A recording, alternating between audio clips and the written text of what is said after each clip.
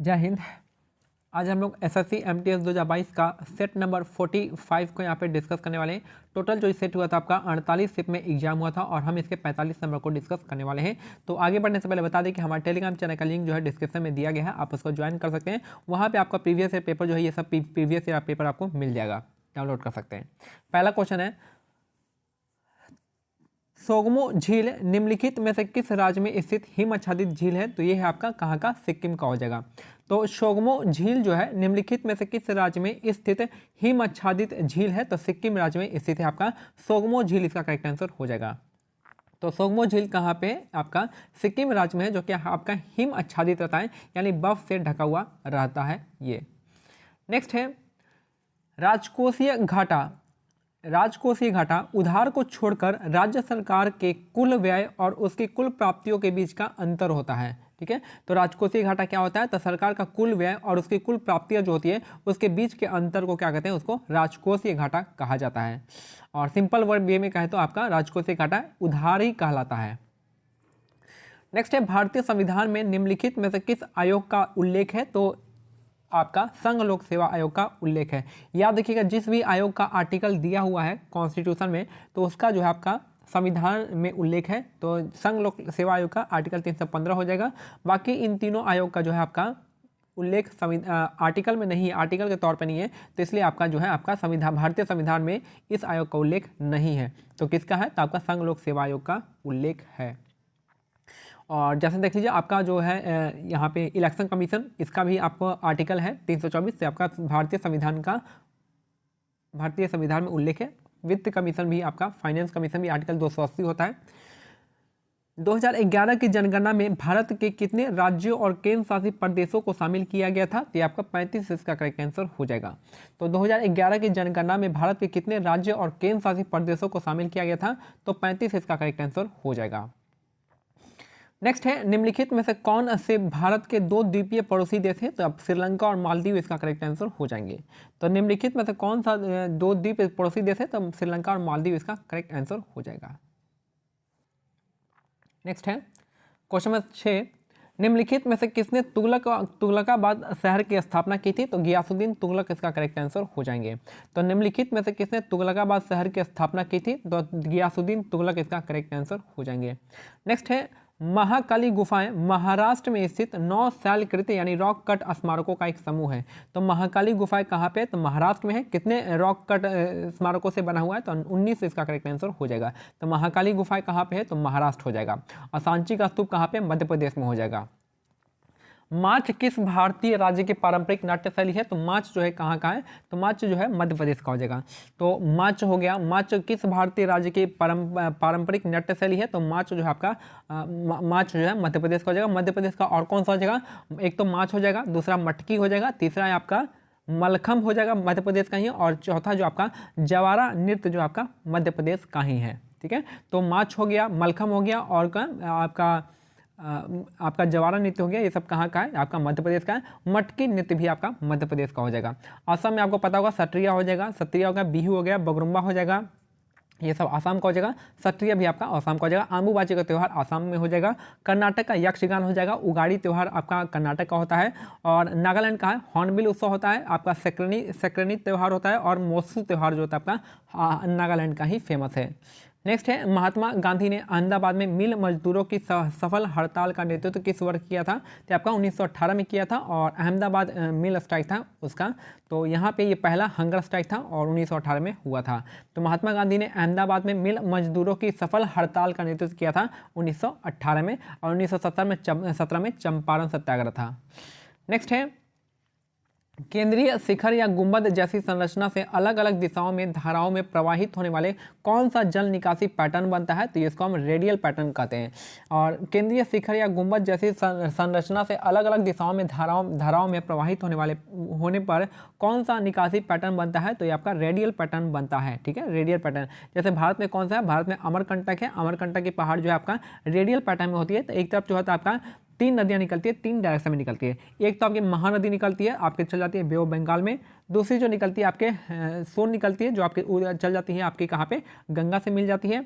और दूसरी निकलती है आपके नर्मदा, जो चल जाती है अरेबियन सी में। तो तीन नदी तीन डायरेक्शन में निकलती है। तो ये आपका अमरकंटक क्या हो गया, आपका अमरकंटक जो है छत्तीसगढ़ MP के बीच में है। और ये कैसा पैटर्न बनाता है, तो रेडियल पैटर्न बनाता है।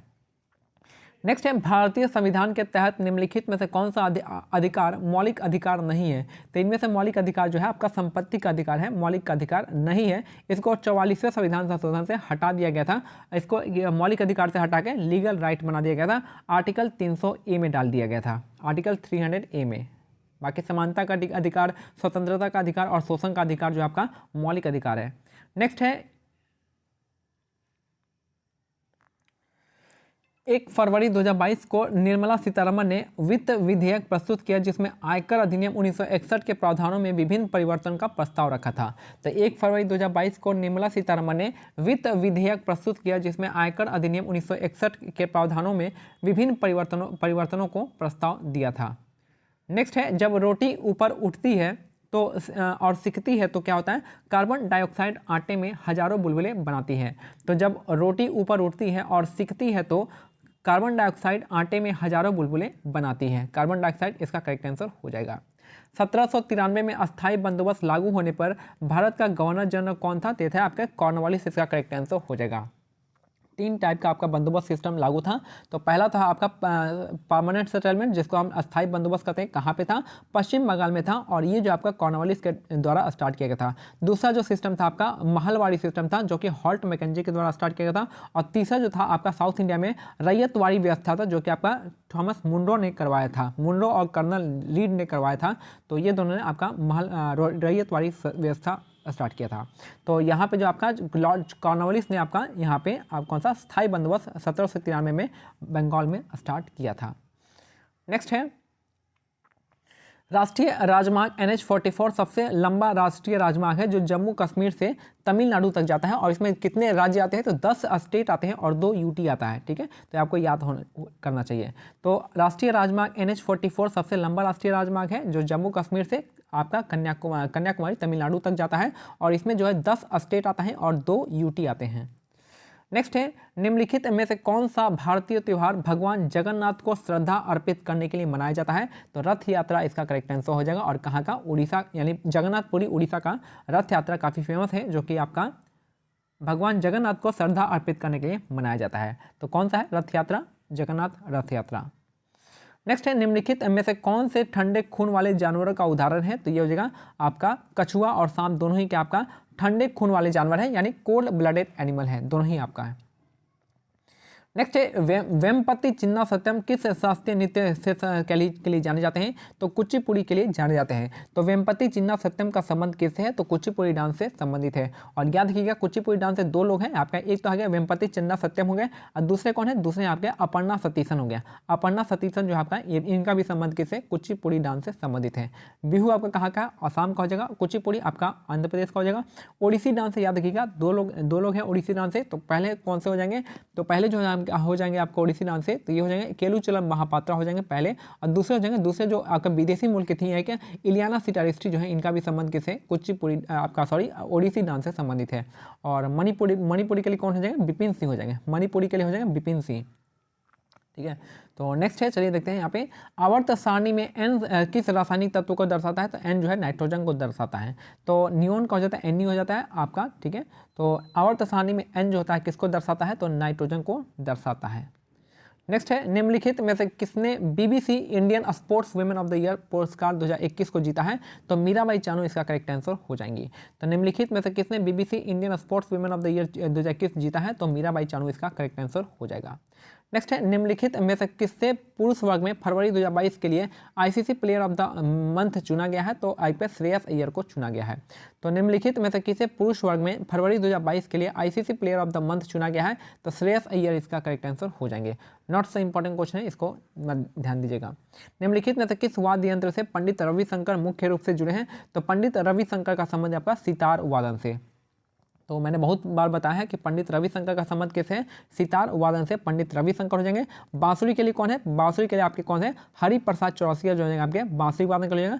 तबला के लिए मैंने बताया आपका एक तो अल्लाह रखा हो जाएंगे, अल्लाह रखा को याद रखिएगा, और दूसरे आपके जाकिर हुसैन हो जाएंगे तबला वादन से, और अमजद अली खान आपका किससे, तो सरोद वादन से हो जाएंगे, और बिस्मिल्लाह खां शहनाई वादन के लिए। नेक्स्ट है, किस क्रिकेट खिलाड़ी ने भारत के श्रीलंका दौरे पर 2022 पर T20 सीरीज के लिए man of the match series जीता था, तो उस समय का श्रेयस अय्यर है, नॉट से इंपॉर्टेंट क्वेश्चन है, इसको ध्यान मत दीजिएगा। नेक्स्ट है, अब जो हाल ही में क्रिकेट चल रहा है ना, उसको आप देख सकते हैं, उसमें आप थोड़ा सा फोकस लगा सकते हैं, जैसे T20 वर्ल्ड कप हो गया, चाहे जो हो गया। डिफेंडिंग इंडिया पुस्तक के लेखक कौन है, तो ये आपके जसवंत सिंह इसका करेक्ट आंसर हो जाएगा। डिफेंडिंग इंडिया जो पुस्तक के लेखक है आपके जसवंत सिंह इसका करेक्ट आंसर हो जाएगा, डिफेंडिंग इंडिया जसवंत सिंह। और लास्ट क्वेश्चन है कि बाण भट्ट जो है उसके किसके दरबारी कवि थे, तो हर्षवर्धन के दरबारी कवि बाण भट्ट थे।